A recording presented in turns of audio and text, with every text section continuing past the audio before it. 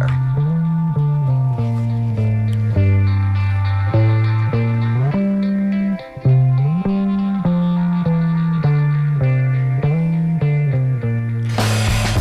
good morning and welcome to The Skinny for Friday, July 5th. I'm Mitch Perry, senior political reporter for the Florida Phoenix, joined by my colleagues Ray Roa, editor-in-chief at Creative Loafing, and former Tampa Bay Times, former Tampa Axios reporter, an independent reporter now, Ben Montgomery.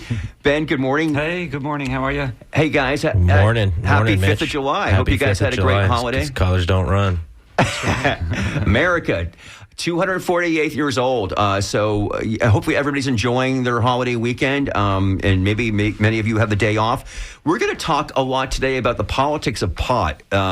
In that pot, that word seems kind of antiquated now. Cannabis, right? There was, of course, a big amendment on the ballot this fall, but there's also Ron DeSantis, of course, a few weeks ago vetoed a very interesting, controversial hemp bill.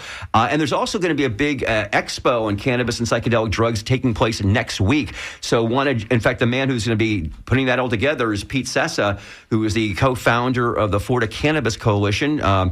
Pete had a flat tire, so he couldn't meet us in studio, but I believe Pete is there via Zoom. Pete, good morning. Good morning. How are you? Thanks for having me on. Sorry about that flat tire. Hey, man, it happens. And we're just great to have you here on the air with us. And also joining us just now in studio is our friend Carlos Hermida from Chillum. What's the official Chillum Hemp, right? Is now the name of your...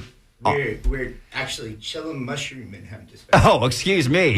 Chillum Mushroom and Hemp. And both Ybor, and of course, you've got a place in St. Petersburg these days. Yeah, we just opened a location in the Grand Central District right in front of the Imagine Museum. I feel like Carlos' mic isn't on. Yeah, exactly. We want to make sure to get that straightened out there. But thank you, Carlos. We're going to talk a lot about the hemp issue as well. Pete, let's begin with you. And by the way, and I saw this, Carlos, I think you put this on social media. I know, Pete, you wrote this to me. So let's talk about the passing of Kathy Jordan, because I know that this is somebody big in the medical marijuana world, which you guys have both been in for years in terms of fighting to get that legalized in Florida back in 2016.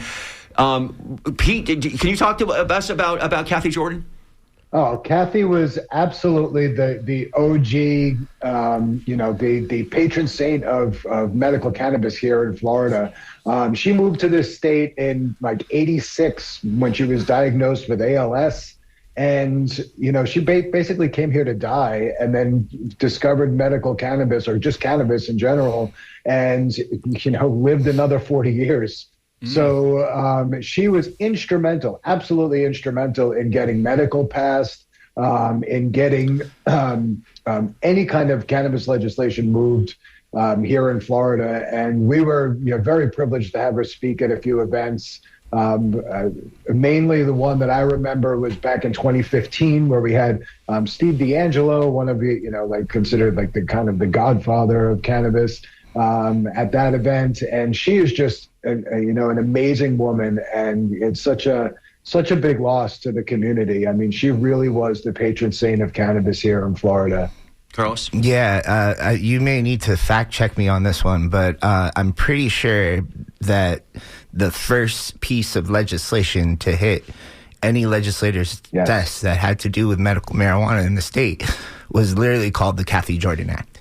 Yes. And I believe it was back in 2000 when all this went down. Really? That long ago? And and bear in mind, she was diagnosed with ALS before that. Right. So and I'm not necessarily sure what the doctor told her, but like, you're basically told like you got a year to live once you're diagnosed with that. And I'm pretty sure she outlived some of her neurologists. Like she lived for probably over like 30 years. Right. By smoking joints. Yeah. So that's something that's always drawn a lot of inspiration to everybody that's been in the cannabis movement. She was such a sweet lady. She found it hard to speak. She wheeled around everywhere in a wheelchair. But she was always smiling, and she was always great to everybody that came across her. So it really is a dark day in the movement that she's not around anymore. Right. Again, and we're talking about the late Kathy Jordan here. Now, we're talking about cannabis here, and we've got going next week, week from tomorrow, Saturday, July 13th, it's going to be a Cannadelic, which is basically, well, Pete, you're the one putting it together. Tell us what Cannadelic is all about, where it's happening, when it's happening. Give us the details. Well, It's July 13th over in St. Petersburg at a place called Coastal Creative, which is this really awesome venue where we have this massive LED backdrop to our speaking stage. Canadelic is really an event that's unlike anything else. We really kind of bring together education and community and activations like workshops and things like that, where people can get hands-on with different types of things like sound healing and yoga and cacao ceremonies and all sorts of different things that are going to be going on, in addition to getting like some really great education and really great panel discussions about cannabis, about psychedelics, about, everything from legalization to, starting businesses and things like that. And we also have a lot of music all day. We have, things like cold plunge, and we have a huge after party. So it's a really, really robust event, and I'm really excited about it. People can actually go to canadelictickets.com if they want to get tickets to the event. It is, tickets are kind of limited, and it's going, pretty fast, but very excited about this event. We're going to have at least 60, vendors and exhibitors, and about 35 different speakers and a bunch of different workshops and activations. Like I was saying, I'm really, really couldn't be more excited about it. And we, there's the cannabis side of it and the psychedelic side of it, but it's all the same thing, which is why we, put it into Canadelic, because, like everybody, it's all about this plant and fungi medicine and how it can help people, and how it can, it can address a lot of the mental health issues that we have here in the world right now. Right. And I should say, I attended this event last year, and you had a lot going on there, Pete, definitely, for so many, a lot of vendors there, just in terms of certain, products that are being sold or offered up. Also some great speakers. And I've looked at the list, and you've got some really interesting panel discussions. But let's talk about, you just mentioned psychedelic. It's part of the Canadelic title here. Psychedelics as therapy, because there was a real big development in this whole, if any of the listeners have been following this, about the idea of MDMA specifically as being a drug that can help out people with PTSD. Thank you. So last month, though, this is kind of a blow to this movement, right? A panel of advisors of the Food and Drug Administration voted 10-1 against the overall benefits of MDMA when used to treat PTSD. They cited flawed study data, questionable research conduct, and significant drug risks, including the potential for heart problems, injury, and abuse. Now, the FDA is not required to follow this group's advice, and they're expected to make its own decision or final decision next month in August. And this is going to be the first of others. This is the first in a series of psychedelics, including LSD and psilocybin, i.e. mushrooms, that are expected to come before the FDA in the next few years. So, Pete, I'm sure you saw that news. What are your thoughts about that? Yeah, it's very disappointing. I know that the research is being done by MAPS, the Multidisciplinary Association for Psychedelic Studies, and they've been doing this research for decades. And and everybody was very excited that they were in phase 3 clinical trials, and it looked like it was going to get greenlit by the FDA. And then this report came and really kind of took a lot of the steam out of a lot of people. But like you said, it's not a final decision, and you can petition the FDA. If you go to the MAPS website, I think it's maps.org, there are directions over there so that you can actually petition the FDA and let them know that this is crucial to so many people. And if you actually look at the research, it's undeniably positive and has had an amazing effect on a lot of the people that were involved in these studies. And I've seen it, firsthand. I've seen it with veterans, with people that have, suffered from abuse, and people that have suffered from depression. It really is, can be life changing, because really what MDMA does is you have these memories, and those memories are more than just thoughts. They're feelings, they're emotions. And what it's able to do is, when you take, the MDMA or even other psychedelics, it takes you out of that physical mode of being in fight or flight, or being, tied to the emotions of it. So you can start to separate from that. so you can start to remember things without the emotional side effect. And it's life-changing. I've seen it change lives, firsthand. So while it's disappointing, it's not the end of the road for sure. And this medicine is going to it's going to be pervasive, whether or not we have to continue to petition the FDA or use religious exemptions and things like that. This is critical to a lot of people's lives. Again, if you're just tuning in, we're speaking about cannabis and psychedelics. There's a big Cannadelic event next weekend in St. Petersburg. There's also a lot of issues, political issues regarding cannabis and hemp. Let's talk about hemp for a moment here. We've got Carlos Hermida from Chillum. And Yes, the last... sir. I'm sorry? Yes, sir. Yes, sir. Yes, Carlos, you've been... a lot of you folks, and Pete, I know too, and we've got Chris Kane on the line. Chris, are you there, actually? From... Yep, I'm here. Okay. Hey, Oh, could barely hear you, Chris. Let's hear you.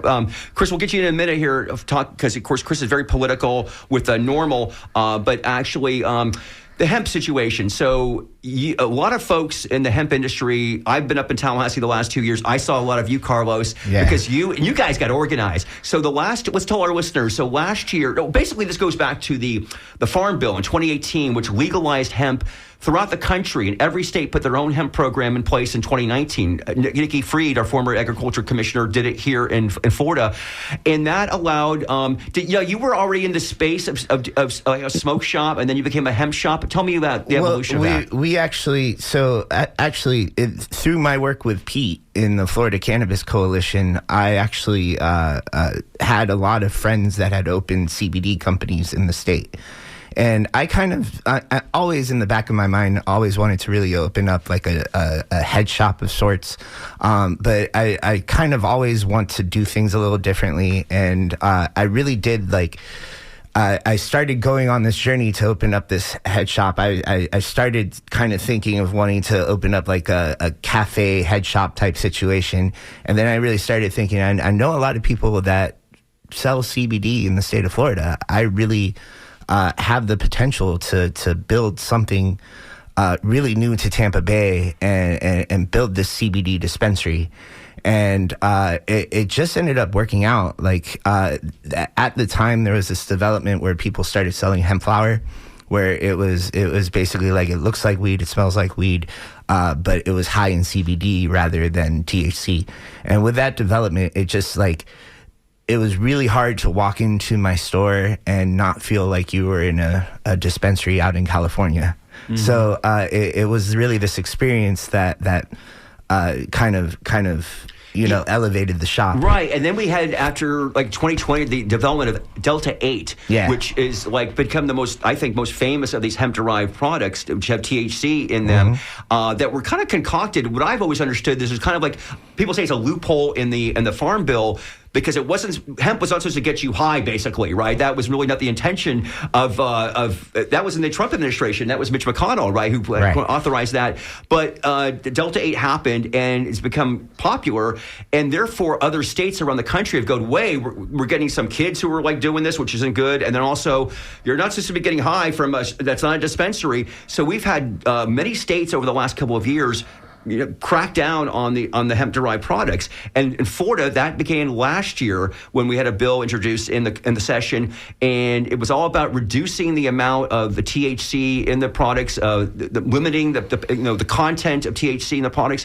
This was a big drama last year, and at the very end they dropped that provision out of the bill, which was you guys, Carlos, and many others went up there for committee meetings and said, hey, this is going to devastate the industry, the hemp industry, if we do this.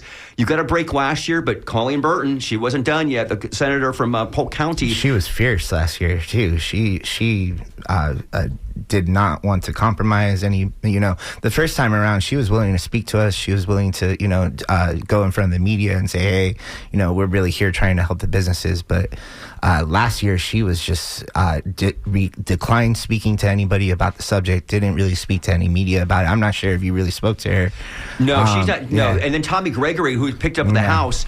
he was much, also Manatee, because last year was Will Robinson Jr., both Republicans from Manatee County. But this Tommy Gregory, I think, was a former prosecutor, and he's a tough guy. And he didn't want anything to do with this. He thinks that there was a mistake when this hemp got legalized in 2018. He says people should not be using this for medicine. It was a different tone this year up in Tallahassee, and so the bill did get passed this year, but it was a very close vote in the House. And then the question is, will Governor Ron DeSantis sign or veto it? This is SB 1698, correct? Yes. Yeah. And this would also eliminate Delta 8 outright.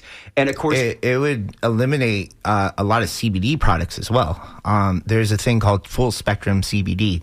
It lives up to that 0.3% THC content.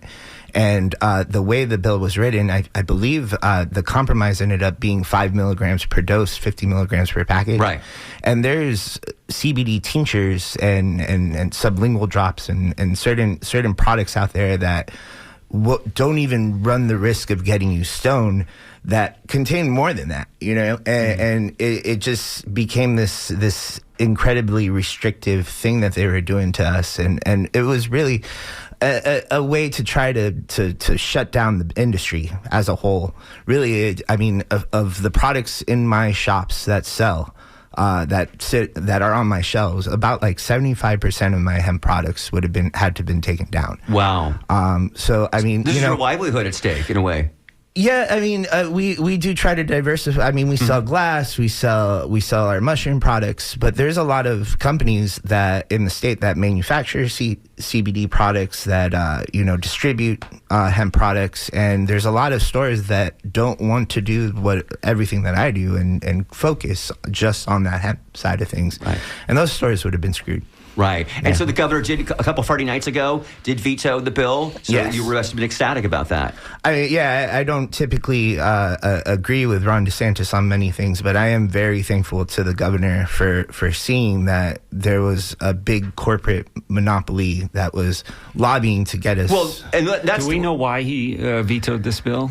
His motivation? Well, that's what I was kind of alluding to just there. The corporate cannabis system was the financial backers of these bills, and a lot of people suspect that they did that to try to get these competing markets out of the business before we vote for legalization in November.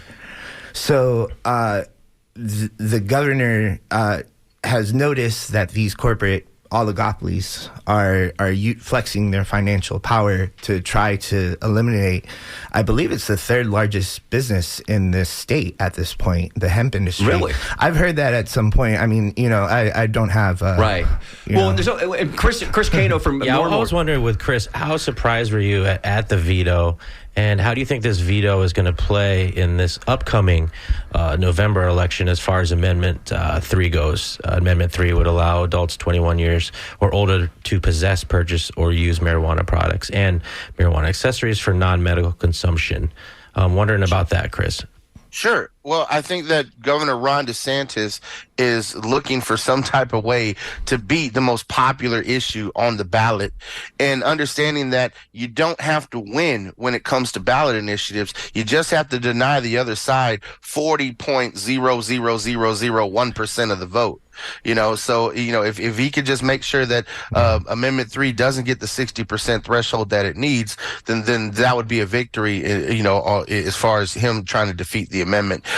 The way it seems to be taking the approach is he believes that there's enough hemp businesses out there that they would spread enough, negative ire about the amendment to try and defeat it. And so he's creating this artificial division between cannabis consumers and the hemp industry. All right. Now, we can all agree no one likes the vertical integration in the state of Florida because it doesn't allow for better competition. It doesn't allow for better quality of products. And it's surprising. Chris, excuse me. I think we should explain to our listeners, when you mentioned vertical integration, tell us what it's about.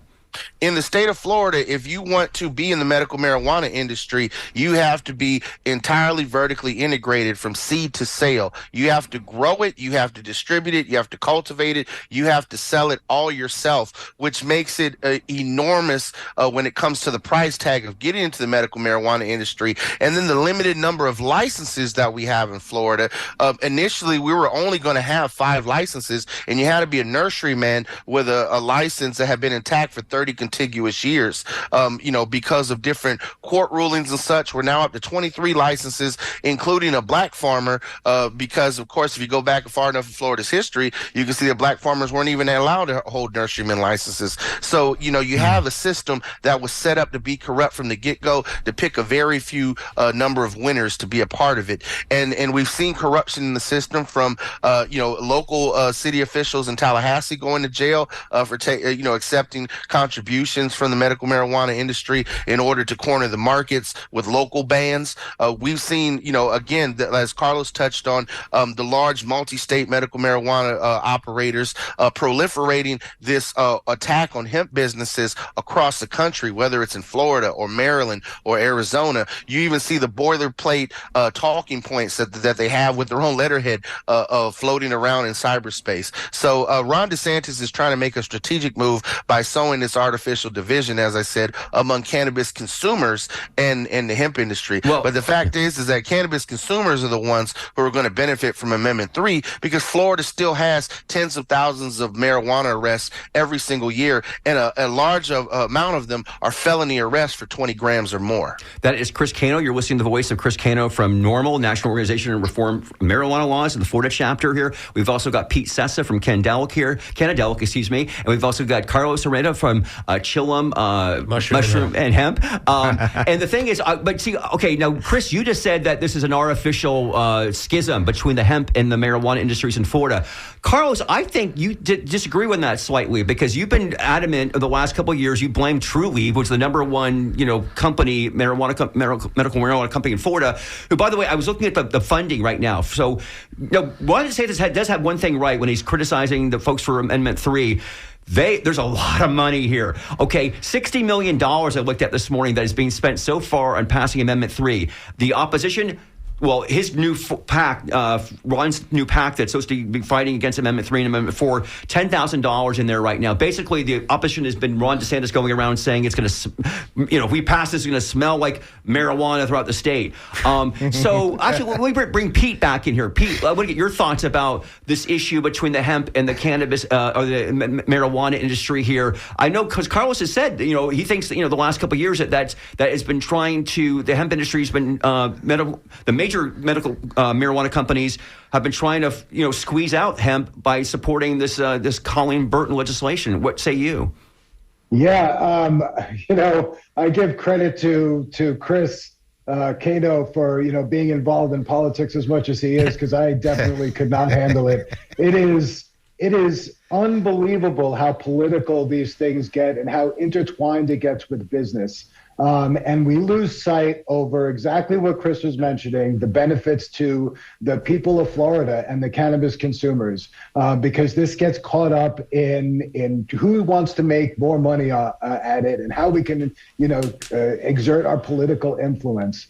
And at the end of the day, Amendment 3 makes sense for, the very reasons that Chris brought up, because of the marijuana arrests and because this is the path to legalization. There's been organizations trying to get cannabis legalized for decades. And it's not until businesses get involved that stuff actually starts to happen on the legislative level. So you can look at it as, these big companies are trying to, use the system in order to, cement their position in the industry, or you can look at it as, the marijuana consumers or the cannabis consumers are, leaning on these companies or using these companies in order to push the legalization, because these are the companies that have the money to make it happen. Now, as far as the hemp bill and DeSantis getting involved in this, it's all pure, to me, in my opinion, is that it's all pure politics. It's about seeing who they can turn out to vote. I can't imagine, DeSantis is also the same guy that kind of spearheaded getting smoking Right. cannabis. He approved champions here that now. He talks about he basically says he basically created the medical marijuana system, which he did not. But Right. He champions that, but he complains about the pungent odor around the state. And just to jump in here real quick, I want to say that yes, it may seem like I would be against Amendment 3, the fact that I own a hemp company and the backers towards Amendment 3 have tried to take me out of my livelihood, but I want to make one really big point, and to anybody in the hemp industry in Florida, I urge you to read Ron DeSantis's veto. I think it's basically 2 pages of, it starts off, I'm going to veto this, but it's really important that we keep these guys in check. We need to make sure that we regulate back this. next year. There's going to be some bill next year. He's called for a different version of the bill to return in the next session. That is a very clear indication that the hemp bill is going to be coming back. We're going to be under attack again. He's not going to be there to help us through the legislative process. Maybe he'll veto. Maybe not. Probably not, because he'll already. Amendment 3 would already have run its course by then. Right. So, as much as like my financial interest might be to vote no on 3, I am actually for Amendment 3. I want. It's hard to. I'm the type of guy that's, my business interests are my business interests, but, I need to be able to sleep at the end of the day. And you can sleep better with the product, by the way. Didn't you also just start carrying it in your shop? What? How would that work for him? No, because he's not a dispensary. Again, okay. There's always so many companies who can sell marijuana legally in the state of Florida. There is this idea, and I mean, it is absolutely a rumor. There's no way that you're gonna find anything official on this. But I heard you say this on the Rotation podcast. Thank you. You must be the only gentleman that listens to this interview. By the way, Carlos, before we go, I just want to say it's 11:32 right now. If people want to get on this conversation, please give us a call. Maybe you're against Amendment 3. Maybe you think it's going to be bad for Florida. We love to hear from you. 813-239-9663. What's your theory there? Your rumor here? Well, the way the amendment's written is it states that other licensed entities can get into the industry, and a lot of people, are think that could include permitted hemp companies. And the thing about True Leaf is that they are ruthless. Like I'm not going to, but they're powerful. They're also intelligent, and they're also they understand. They celebrated 202 store openings the other day. Wow. They've cornered the market. They understand that there's no other way to make money at this point than to open things up. And I think it would, I think it's very plausible that maybe not next session, maybe not 2 sessions from now, but very soon down the line, the companies that have been selling hemp and our experience with dealing with customers that consume these products would be very much of value to retail True Leaf's product and other dispensaries' products. And I think that's a very plausible way to go about saving both the cannabis industry in Florida and the hemp industry in Florida, is that maybe hemp companies could possibly break a deal where we're able to retail and sell cannabis flower in our stores. I think that's a very plausible decision. By the way, to get our arms around this, as Mitch has reported, the hemp businesses in Florida totaled $10 billion in 2022. Yeah. And that included employing approximately 104,000 workers, earning in excess of $3.6 billion in wages. A lot of those companies came relocated from out of state because of they heard of this guy Ron DeSantis and his small business initiatives and this free state of Florida. So I really heard like, wow, and Mitch heard this too. There was a lot of companies that testified in committee that were like, I've been in the state for 2 years. We moved here from outside of the state. Now I've got to pack everybody up and move everybody out. So it's really interesting how everything's developed. I love also that this PAC designed to fight Amendment Amendment 3 is called the Florida Freedom Right. Fund. Which is also designed to fight against Amendment 4, the abortion rights amendment. Fund. Right. And here's a question I have. So obviously there are opponents of this. Some of them have exploited the monopolistic nature of it. Florida Solicitor General Henry Whitaker talking about the sponsor's monopolistic stranglehold on the marijuana market.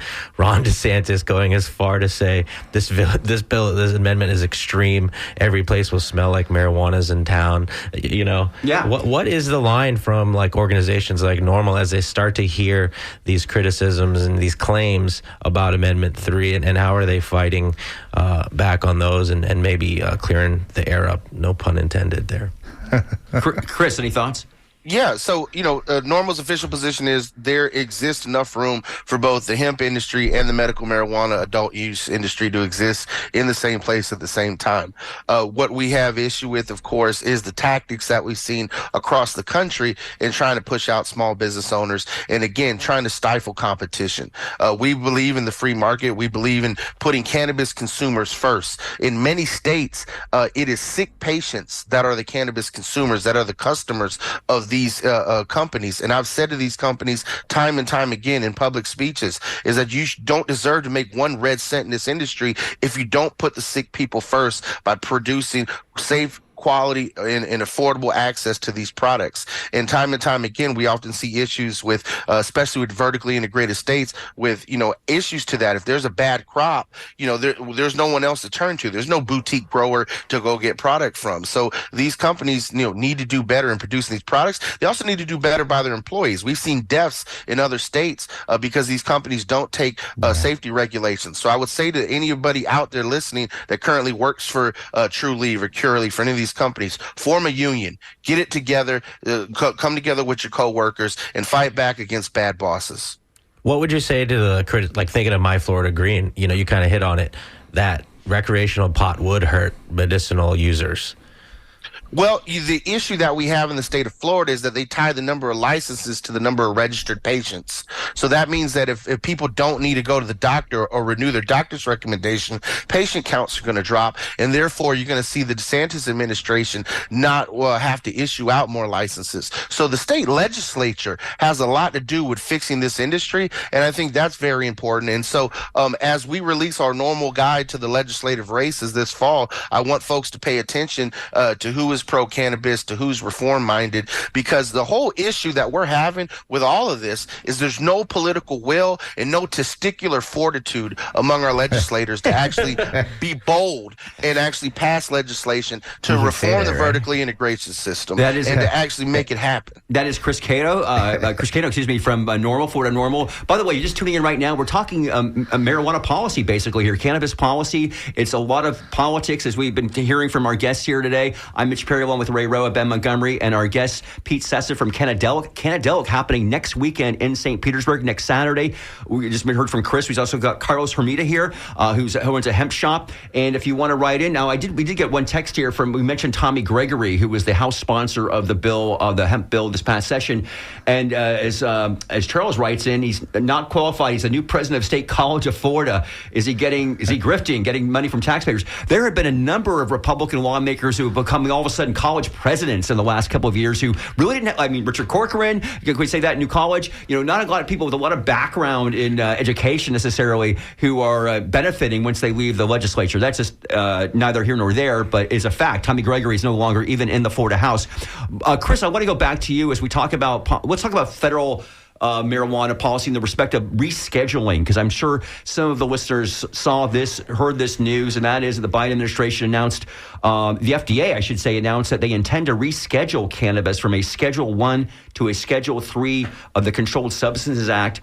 Schedule 1 drugs are the hardcore drugs like heroin and LSD. Cannabis since the 70s has always been listed there, so advocates for decades have been trying to get that change. A group of former DEA leaders last month asked the FDA to hold a public hearing on the proposal saying the move is likely the most consequential rulemaking DEA has ever attempted. A group of 18 state attorneys have also filed a similar report. There have been more than 27,000 comments made to the FDA about this, or is it to the DAA? I'm sorry about that. The deadline is July 22nd, though those groups want to extend it. So, Chris, I think I might have interviewed you when I did a story about this rescheduling, because I've heard mixed feelings from some of the cannabis community about this and how significant it is. I know it really affects banking, but how does it trickle down to others? I mean, this is a good move, right? Theoretically, if you're a supporter of cannabis legalization here, your thoughts about rescheduling cannabis from Schedule 1 to Schedule 3?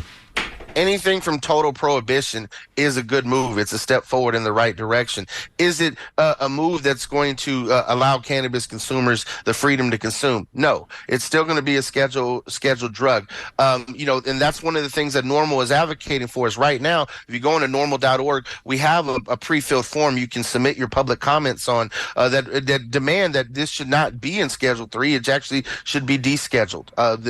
Cannabis should be an agricultural product. It should not be on the controlled substances list. And that's our official position. We're going to continue to fight. Now, what Schedule 3 does do is open up the doors for official federal research, which has been on hold.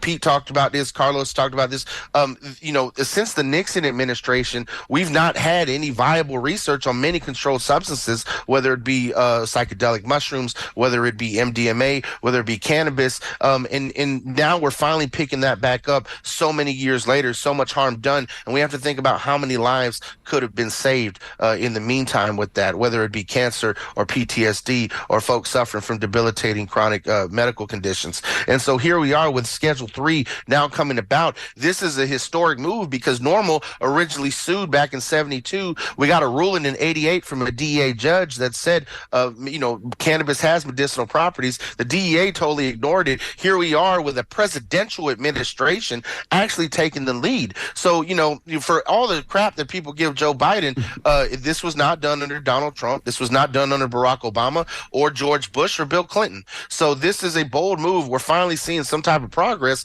And, if anything, this should be Joe's penance for being the drug warrior that he was in the 90s, of actually taking a stance and moving towards getting cannabis, in a different schedule, opening up the research. But more than that, we need to end the cannabis arrests in this country. We've seen the pardons, the presidential pardons, and I want to touch on that because we saw pardons from Governor Westmore of Maryland recently, 175,000 people. And as much as I love the pardons, I want to be clear, pardons are not expungements.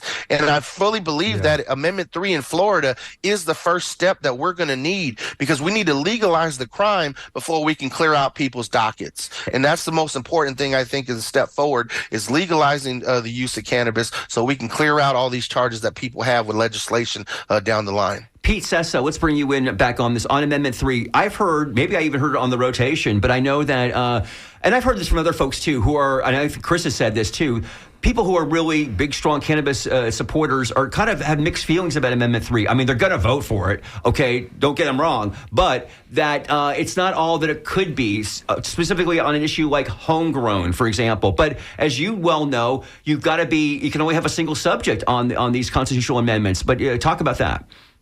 Yeah, it's kind of like a catch-22. You hear DeSantis going out there saying it's such a wide open bill, it's such a wide open amendment and so vague. Well, if the more specific you get, the more likely that the Supreme Court won't even allow it to be on the ballot. And we saw that with the, Regulate Florida, which was another initiative that, I know Carlos and I worked heavily on.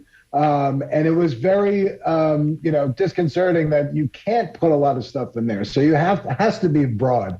Home grow is, step 2 after this. You have to take, the first step. And I think that you have to look, when you can look at who's backing a bill, or an amendment, you can look at, the motivations behind it. But at the end of the day, you have to look at the efficacy of the amendment itself, and what it's going to do and how it's going to impact people's lives. And that's why I think that Amendment 3 is the right thing to do, regardless of, your reasons. A lot of people are, it doesn't have home grow, so I'm not going to vote for it until I have a perfect amendment. And that's just not going to happen.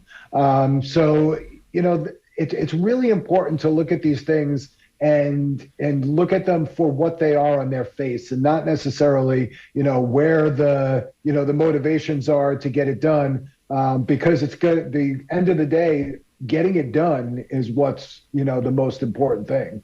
And we should say that Joe Redner, who, by the way, just celebrated a birthday the other day, Happy birthday, from Tampa. Joe Redner. Yeah, Joe. Joe went to court, as battled to be allowed. And Joe's had issues, he had cancer, to grow his own cannabis on his own property. This has become a big issue. It got struck down there by the high courts. Mm-hmm. I think complaining about these amendments is really a distraction to the real problem. There was nothing wrong with the United for Care initiative that put in medical marijuana. There was nothing wrong. There's nothing wrong with Amendment 3. The real issue is our legislator does not implement these things properly. And that is something you got to be concerned about if this thing passes in November. Absolutely. I think that's the biggest concern. And everything that we can complain about this amendment that it doesn't open up the business. It doesn't open up for home grow. These are all things that our legislator could quite easily do, simply implementing such legislation. The amendment is simple. It just simply says that it's legal. You know what I mean? That's what's interesting, because Ron DeSantis, in his arguments against it, says the same thing, which is that it's so bare the way it is. He talks about people could do it in schools. I mean, he's really playing this like reefer madness. But right now, they can kind of get away with it, because now with the folks who support the amendment, Safe and Smart Florida, the PAC, they say no, because the legislature is going to put these regulations in. That is the question. What does the legislature do when the amendment passes? Because they're going to do things that are going to restrict it. It's not, you're not going to be able to do it in a school or anything, I would not think, right? But the devil is in the details, and it could be very restrictive, i.e. Amendment 4 from 2018, when you allowed felons to vote for the first time, and then you put in, you got to pay fines and fees, and all of a sudden, what was supposed to be over 1 million people became like 200,000 people were eligible to do that. So that is going to be killer. But by the way, you do have to pass this. And 60%, I'll still say this now, the polls have been looking good on this of late, over 60%, which is one of the highest thresholds in the country. Only 3 states, there's 24 states that have recreational cannabis. 15 went to the ballot box. Only 3, because I researched all this. Only 3 states. 2 of them very blue. New Jersey and Maryland passed it with, well, 2 of them, over 60%. Arizona, which was a purple/red state in 2020, they did pass it as well at just over 60%. 60% is not easy, as the folks even at Amendment 4 will tell you. These are, this is not, but I'm waiting to see the opposition, the paid opposition. Yes, you have the Ron DeSantis group, but I thought there'd be other groups, like there have been in the past. You had the late Mel Sembler's group fighting against medical marijuana. Both times, they spent a lot of money, millions of dollars. Yeah. We're not seeing any of that right now, which is interesting. We may see that soon, I guess. I guess so. We've got 4 months before the election. We've got a call. Let's see here. Let's bring in Mark from Lakeland. You're on the skinny, Mark. Hey, good conversation. Can Thanks, you hear Mark. me? Yes, sir. Come on. Yeah, okay.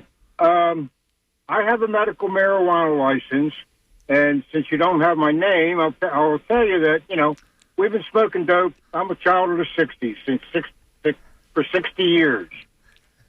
The medical marijuana license is great. I can get medical marijuana and not have to worry about getting busted. Yeah. If you get if you legalize marijuana and I can walk into a shop and get it, why would I spend $185 every 6 months to see the doctor and $80 every 2 years to renew my medical license? In other words, $360 a year to get my medical marijuana when I can easily walk into a shop and get it. That's what's going to kill the medical marijuana business. Was that the business or the state that's getting that money? That's the business. The doctor's getting the 180 every 6 months. She's cleaning up, sees you for 10 minutes. Hi, how you doing? Yeah, okay, yada, yada. Yeah. And then the state's getting the 85 every 2 years to renew your license. If I could, one reason why you would want to be part of our medical marijuana system has to do with 2 aspects to the state's constitution. First off, there's a part of our constitution that says that the state's not allowed to tax medicine. And then there's another part of our constitution that says medical marijuana is a medicine. So, yes, it is a lot of money to pay to your doctor, and hopefully that will come down over time. But the fact that you won't be charged taxes if you have a medical marijuana card could be a big driving factor there. Interesting. Sound like a Also, libertarian. the bifurcation of medical and adult use in different states. For example, they still have a medical system in Colorado. They have one in New Jersey, and certain products are only accessible to medical patients. So that remains to be seen too. Is that what products will be on adult use shelves and what products will still be available to medical patients? And so people will have to weigh out, just like Mark just said on his call-in.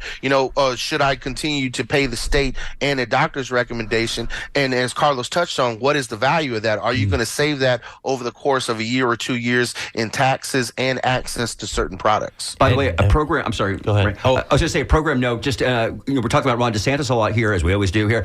Coming up in your ear in 15 minutes or so, Joe Ellen's going to have Trish Perry, who is blamed for the arts grants cuts. I don't know about that. Also another guest, but anyway, they're going to be talking about the DeSantis cuts on the arts, which were devastating. You talk about the hemp industry getting, lucking out. The arts industry did not. But I'm sorry. Go ahead, Ray. I was going to ask, Mitch alluded, we have 4 months to the election here. Chris, what is the temperature on being able to meet that very, aggressive threshold of 60% here? What's it going to take to get Amendment 3 over the finish line? And do supporters of it have enough gas and firepower to defeat whatever's about to come from the DeSantis pack on this? It's voter education. In the grand scheme of things, it's making sure that the voter knows when they go into the ballot box what they are voting for, what Amendment 3 does and what it doesn't do. To that end, Suncoast Normal is actually going to be hosting a digital town hall on the evening of Tuesday, August 6th. And folks will be able to tune in. We'll accept public comments. It's a free town hall. And we're going to let folks get the facts on Amendment 3 so that way they can be well educated before they go into the ballot box. And by the way, let's bring Pete Sessa back in. We want to remind people that Canadelic is happening in a week from Saturday. Pete, I was looking at some of the names of the panel discussions. We've got one on sex, cannabis, and psychedelics. How's that conversation going to flow? That's usually one of our most popular panels. No surprise.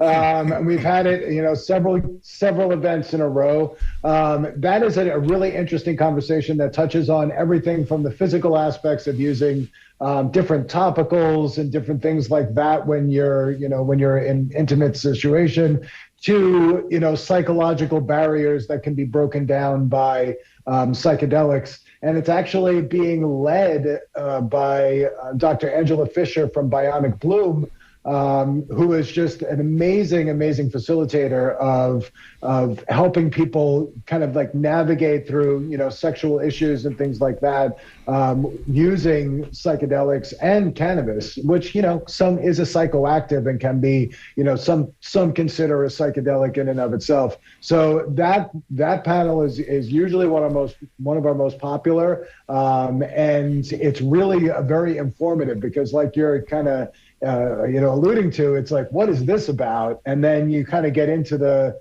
in depth with it, and you're like, wow, this is really interesting. There's a lot of people that have a lot of sexual repression and things like that, and psychedelics really can help open people up to new experiences and kind of breakthroughs. Hey, by the way, on that hemp bill, Pete, I want you to weigh in as well as Carlos on this, and that is one of the things in that bill, I think it was in the final bill too, was about conferences like or expos that you're having next week, right? Yeah. So talk about that. It was going to be you would have to check the state, have the state verify or validate all of your guest panelists and what have you.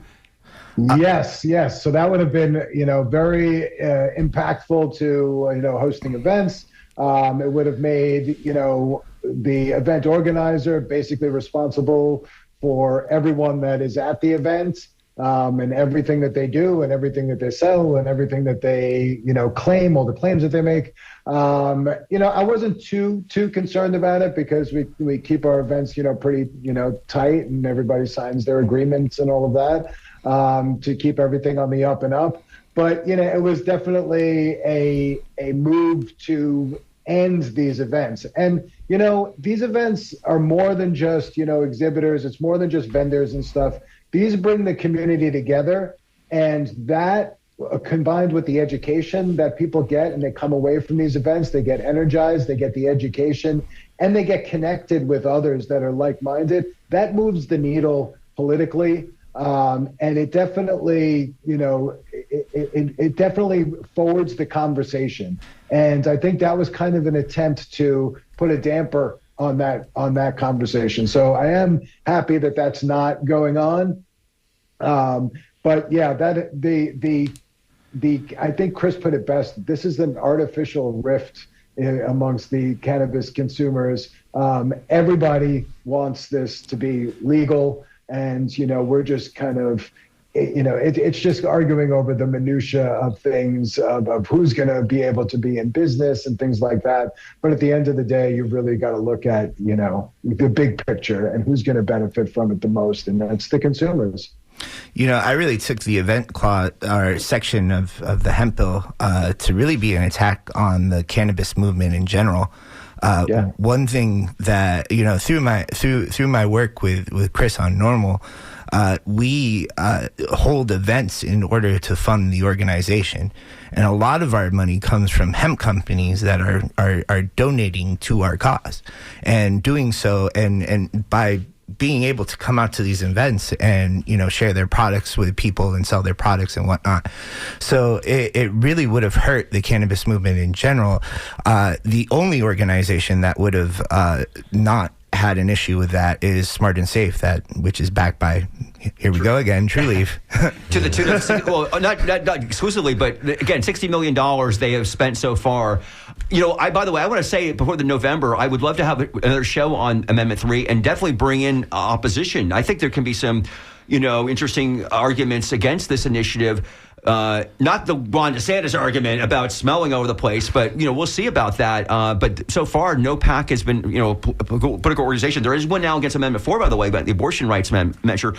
Carlos, your shop Chillum is mushrooms in the title. Now we talk about psilocybin and the FDA looking at that. Last I looked, psilocybin in Florida is not legal. So my man, what are you doing in there? I am curious too, because the last time I saw you was at the grand opening of St. Pete, and we talked a lot about stuff you had to pull off the shelves.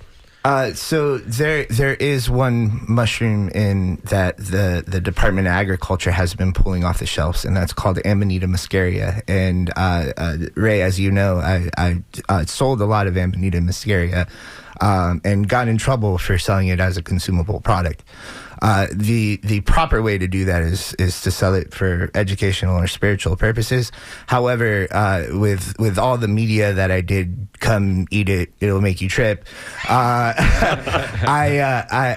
wasn't able to take advantage of that.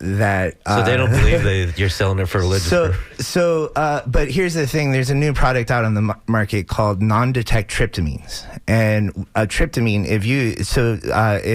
There's the big three psychedelics: psilocybin, LSD, DMT. The T in DMT actually stands for tryptamine. All three of those are tryptamines. The serotonin in our body is a tryptamine. There are tryptamines that are non-detectable, that provide similar effects out on the market, and that's actually what we're selling. So we don't sell them for consumable purposes. We sell them for educational purposes. So if you want to learn about these legal psychedelics. What time is the store open in St. Pete? What time is that open? It's open 11 to 11. Okay. By the way, hey, this is a question for all three of our panelists. Victoria just wrote in. She says about medical marijuana insurance. She asked, why can't we claim our prescription products on our insurance? Well, it's not a prescription. It's a doctor's recommendation. Doctors can't prescribe a Schedule I substance by law. There you go. The scheduling, the whole thing, FDA. It's Schedule 1 versus Schedule 3. Yeah. So there's a tangible difference. Would that change if it goes to Schedule 3? Yeah, I think so, right? Chris, do you know about that? If that would. So again, once the scheduling is done, then that's when the fourth, pillar of our government, the bureaucracy, is going to have to rewrite a lot of regulations. And the crazy thing about it is this recent Supreme Court Chevron rule being overturned. Remains to be seen how much regulations are going to actually be promulgated. So we are in a time of chaos right now, and once the dust settles, we'll see how things shake up.